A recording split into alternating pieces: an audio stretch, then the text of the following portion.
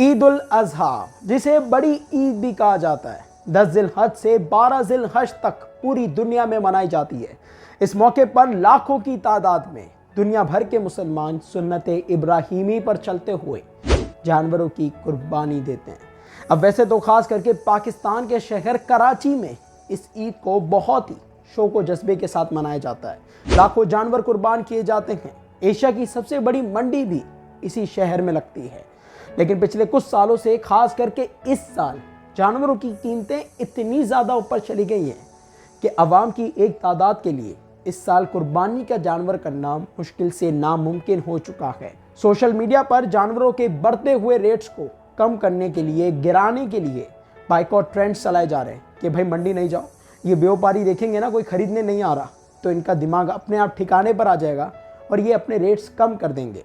अब फिलहाल तो ये जितने भी बाइकॉट ट्रेंड्स चलाए जा रहे हैं ना, इसका कुछ खास फायदा नहीं हो रहा।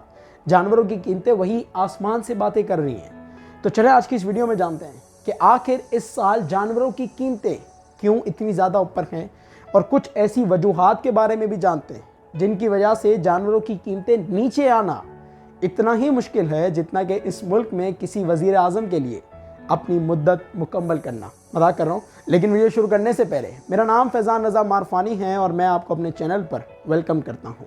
अगर आप नए हैं और आपने मेरे चैनल को अभी तक सब्सक्राइब नहीं किया तो मेहरबानी करके सब्सक्राइब कर दें, वीडियो को लाइक कर दें और ज़्यादा से ज़्यादा शेयर करना ना भूलें। तो चलें इसी के साथ ही आज की इस वीडियो को शुरू करते हैं और जानते हैं कि आखिर जानवरों की कीमतें क्यों इतनी ज़्यादा ऊपर हैं।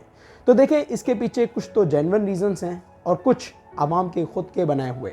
जेन्युइन रीजंस की बात करें तो नंबर 1, गोश्त की कीमतों में काफ़ी ज़्यादा इजाफा हुआ है। आज के वक्त में 1 किलो हड्डी वाला गाय का गोश्त 1200 से 1400 रुपये पर बिक रहा है और 1 किलो बकरे का गोश्त 2000 से 2300 रुपये, जो कि पिछले साल के मुकाबले में करीब 400 से 600 रुपये ज़्यादा है।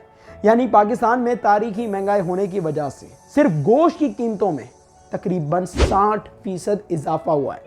दूसरा देखें, खास करके कराची में ये जो कुर्बानी के जानवर आते हैं ना, ये दूसरे शहरों से आते हैं, पंजाब से आते हैं, बलूचिस्तान से आते हैं।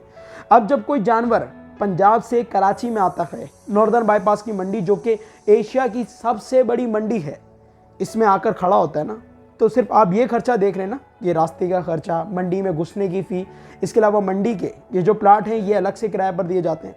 तो सिर्फ आप ये खर्चा देख लेना तो कम से कम भी एक मामूली से जानवर पर 20,000 रुपये का खर्चा हो जाता है।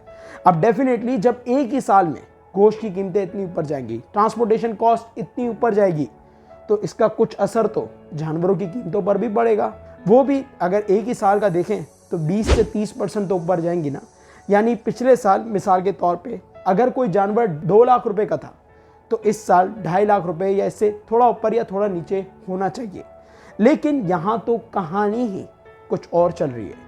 आज के वक्त में अगर हम पिछले साल से कंपेयर करें, बावजूद इसके कि पिछले साल भी कोई जानवर इतना सस्ता नहीं था, वो लंपी की जो बीमारी हो गई थी उसकी वजह से पिछले साल भी जानवरों की कीमतें बहुत ज़्यादा थी। तो इसके बावजूद भी आज के वक्त में अगर आप किसी जानवर का रेट पूछें तो आपको भरोसा नहीं होता कि यार आपको 2 जानवर के रेट एक साथ बताए जा रहे हैं या फिर एक जानवर का रेट बताया जा रहा है।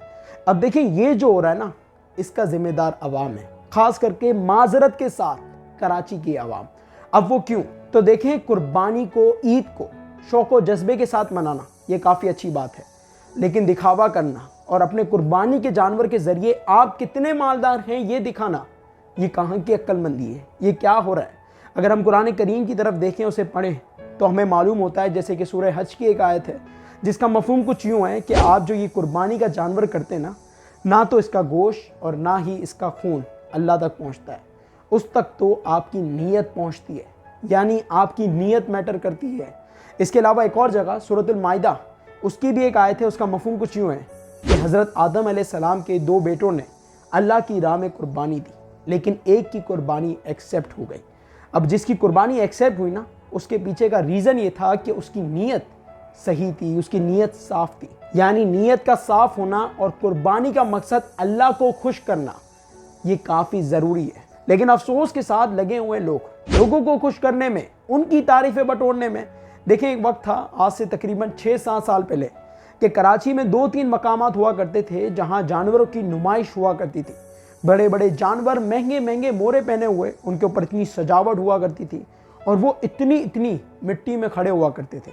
लेकिन आज के वक्त में ज़्यादातर हर शहर, हर गली के नुक्कड़ पर आपको ऐसा होता हुआ दिख रहा होता है। तो देखें, जब ऐसा होगा ना कि कुर्बानी का जानवर स्टेटस सिंबल बन जाएगा, दिखावा होगा। अब यहाँ पर मैं हर किसी की नीयत पर सवाल नहीं उठा रहा, हो सकता है किसी की नीयत दिखावे की ना हो, और तो अमूमन यही हो रहा होता है, ज़्यादातर लोग दिखावा ही कर रहे होते हैं। तो देखें, जब दिखावा होगा ना और शो को जज्बे के नाम पर कंपटीशन होगा कि कौन सबसे बड़ा, महंगा और खूबसूरत जानवर लाएगा, तो देखें फिर ये तो होगा, फिर ये जो 3 लाख का जानवर है वो 5 लाख रुपए का भी बिकेगा। और देखें, इसका जिम्मेदार सिर्फ जानवरों की नुमाइश करने वाले नहीं है, बल्कि ये जो जानवरों की नुमाइश देखने जाते हैं, वीडियोस बनाते हैं, सोशल मीडिया पर डालते हैं, ये लोग भी इसके जिम्मेदार हैं। क्योंकि अगर जानवरों की नुमाइश करना गलत है ना, तो किसी गलत को बढ़ावा देना भी इतना ही गलत है। बहरहाल, इन शॉर्ट, ये जितने भी मंडी के बाइकआउट के ट्रेंड्स चला लिए जाएं, या ये जो मंडी के ब्लॉगर्स हैं उनका भी काफ़ी बाइकआउट किया जा रहा है, तो ये जितने भी ट्रेंड्स चला लिए जाएं, इसका कुछ खास फर्क नहीं पड़ेगा।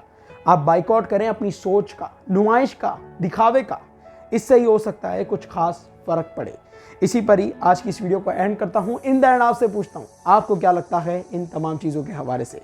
अपनी राय कमेंट सेक्शन में ज़रूर दीजिएगा। अगर आप कुर्बानी कर रहे हैं तो मेहरबानी कर जो गरीब तबका है, जो गोश्त नहीं खा सकता ना, उनको याद रखिएगा।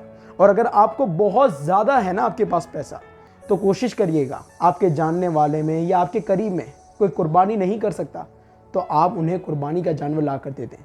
इससे उनमें कुर्बानी का, लोगों को देने का जज्बा बढ़ेगा।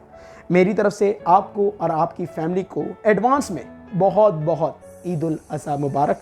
अपना ख्याल रखिएगा। अल्लाह हाफिज़।